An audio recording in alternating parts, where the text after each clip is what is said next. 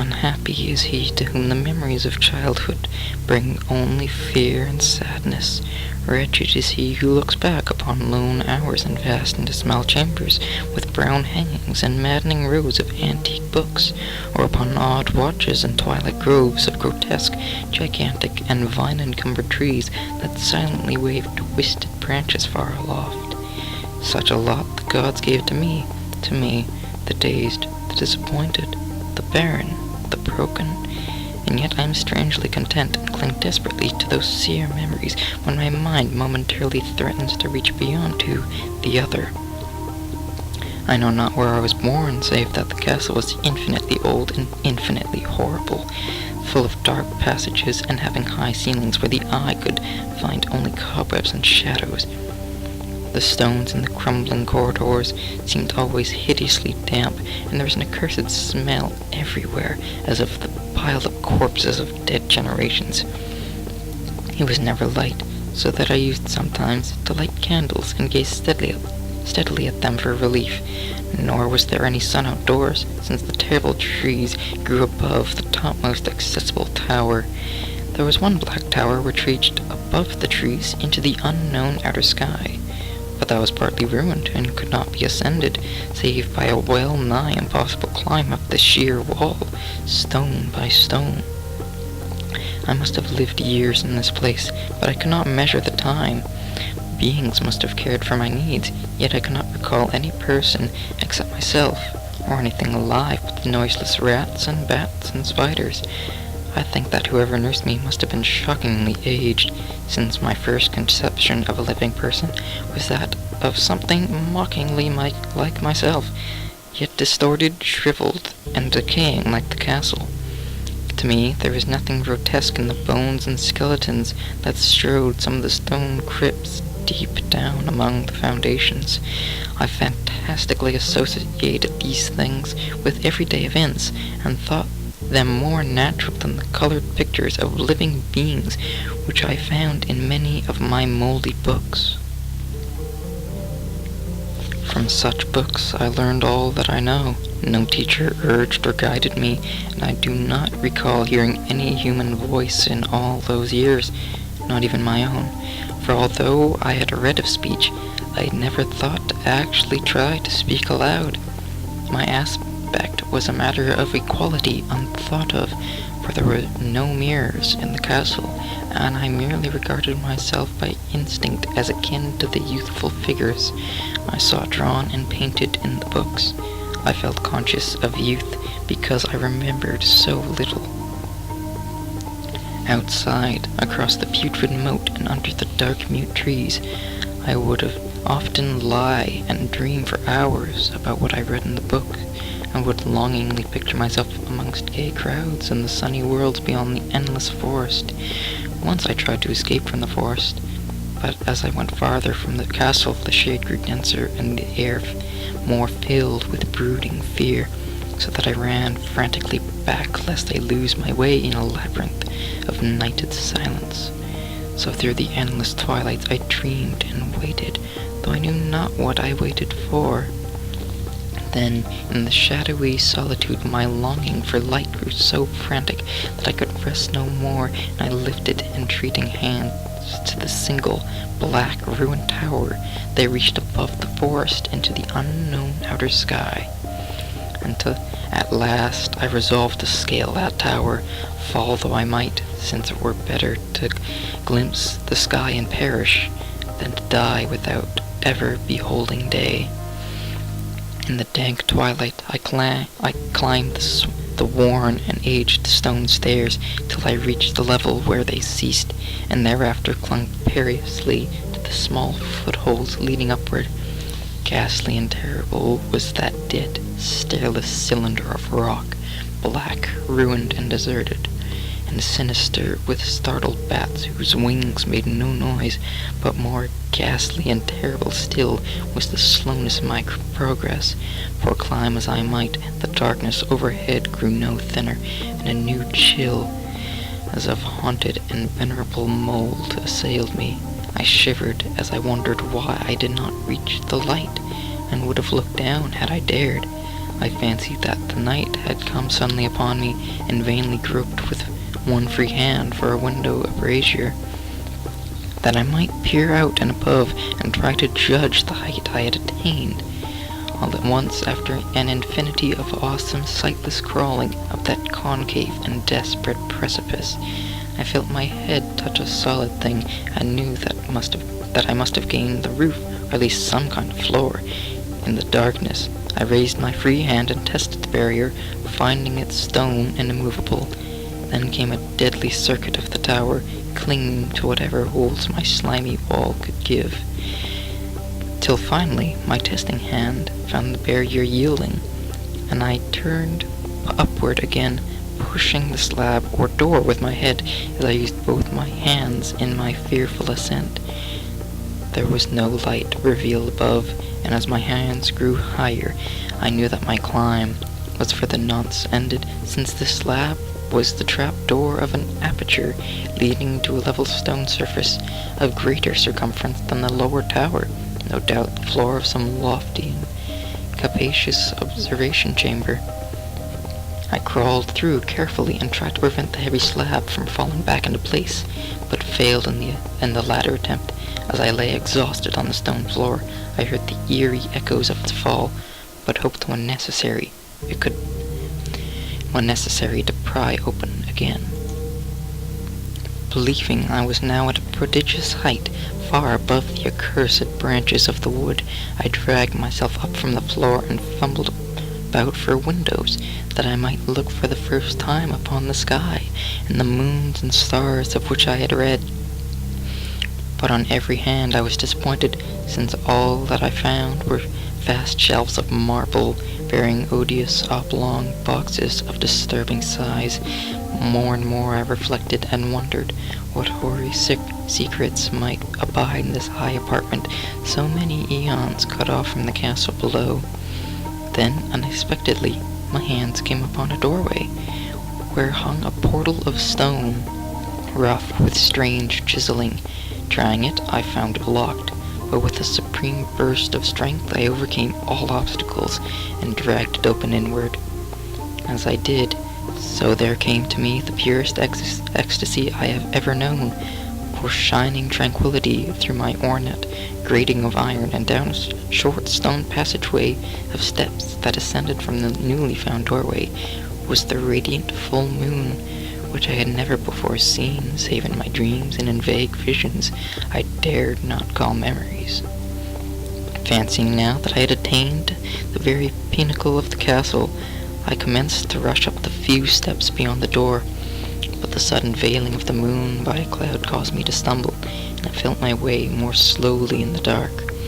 It was still very dark when I reached the grating, which I tried carefully and found unlocked, but which I did not open for fear of falling from the amazing height to which I had climbed. Then the moon came out. Most demoniacal of all shocks is that of the abysmally unexpected and grotesquely unbelievable. Nothing I had before undergone could compare in horror to what I now saw, with the bizarre marvels that sight implied.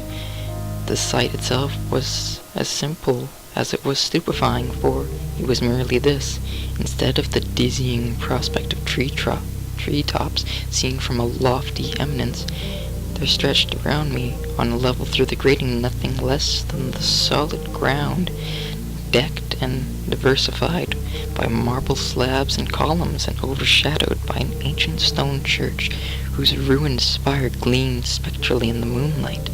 Half unconscious, I opened the grating and staggered out upon the white gravel path that stretched away in two directions.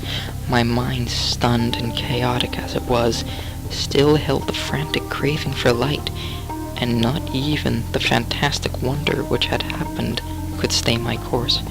I neither knew nor cared whether my experience was insanity, dreaming, or magic, but was determined to gaze on brilliance and gaiety at all cost. I knew not who I was, or what my surroundings might be, though as I continued to stumble along, I became conscious of a kind of fearsome latent memory that made my progress not wholly fortuitous. I passed under an arch out of that region of slabs and columns and wandered through the open country, sometimes following the visible road and sometimes leaving it curiously to tread across meadows where only occasional ruins bespoke the ancient presence of a forgotten road. Once I swam across the swift river where crumbling mossy masonry told of a bridge long vanished. Over 2 hours must have passed before I reached what seemed to be my goal, a venerable ivied castle in the thickly wooded park, maddeningly familiar yet full of perplexing strangeness to me. I saw that the moat was filled in, and that some of the well-known towers were demolished, while new wings existed to confuse the beholder.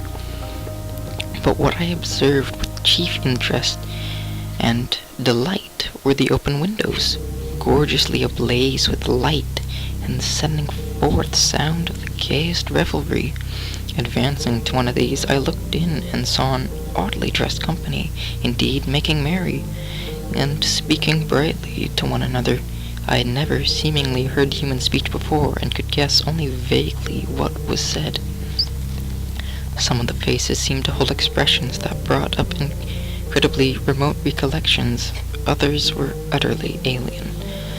I now stepped through the low window into the brilliantly lighted room, stepping as I did so from my single bright moment of hope to my blackest convulsion of despair and realization. The nightmare was quick to come, for as I entered, there occurred immediately one of the most terrifying demonstrations I had ever conceived. Scarcely had I crossed the sill when there descended upon the whole company a sudden and unheralded fear of hideous intensity, distorting every face and evoking the most horrible screams from nearly every throat. Flight was universal, and in the clamor and panic, several fell in a swoon and were dragged away by their madly fleeing companions. Many covered their eyes with their hands, plunging blindly and awkwardly in their race to escape, overturning furniture and stumbling against the walls before they managed to reach one of the many doors. The cries were shocking, and as I stood in the brilliant apartment alone, dazed, listening to their vanishing echoes, I trembled at the thought of what might be lurking near me, unseen. As a casual inspection, the room seemed deserted. But when I moved toward one of the alcoves, I thought I detected a presence there, a hint of motion beyond the golden archway, leading to another and somewhat familiar room. As I approached the arch, I began to perceive the presence more clearly, and then, with the first and last sound I ever uttered, a ghastly ululation that revolted me amongst as poignantly as its noxious cause, I beheld in full frightful vividness the inconceivable, indescribable, and unmentionable monstrosity which, had it by its simple appearance, changed a merry company to a herd of delirious fugitives. I cannot even hint what it was like, for it was a compound of all that is unclean, uncanny, unwelcome, abnormal, and detestable. It was the ghoulish shade of decay, antiquity, and desolation, the putrid, dripping eidolon of unwholesome revelation, the awful bearing of that which the merciful earth should always hide. God knows it was not of this world, or no longer of this world, yet to my horror I saw in its eaten away and bone-revealing outlines and leering, abhorrent travesty on the human shape, and in its moldy, disintegrated apparel, an unspeakable quality that chilled me even more. I was almost paralyzed, but not too much so that it make a feeble effort toward flight, a backward stumble which failed to break the spell in which the nameless, voiceless monster held me.